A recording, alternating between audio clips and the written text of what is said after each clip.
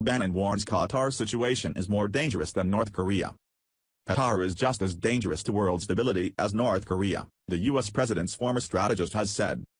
Steve Bannon claimed Qatar is the single most important thing happening in the world and people should be paying a great deal of attention to it.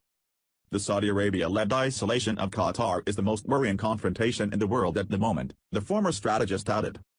The U.S. is currently backing moves by the Saudis to punish Qatar for allegedly funding the Muslim Brotherhood and other radical Islamic terrorism.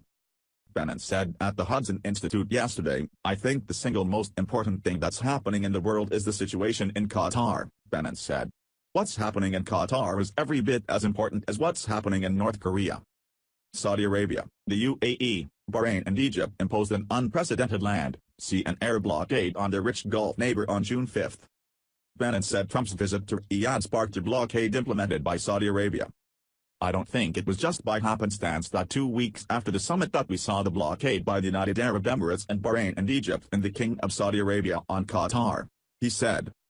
Qatar has rejected accusations that it supports extremist groups and signed a counter-terrorism agreement with the U.S. last month. Qatari Foreign Minister Sheikh Mohammed bin Abdulrahman Al Thani has said that the countries behind the blockade have not yet provided evidence to back up accusations that Qatar supports terrorism. He warned that the blockade is harming global efforts against the Islamic State group. He said, "We have seen continuing escalation and attempt to market the accusation that Qatar supports terrorism without providing any evidence. Unfortunately, this is their constant behavior since the beginning of the crisis."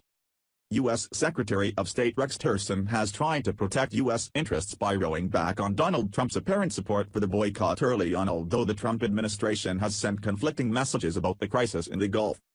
After Saudi Arabia and its allies announced the boycott, Trump sent a tweet supporting the blockade and he later accused Doha of supporting terrorism at a very high level.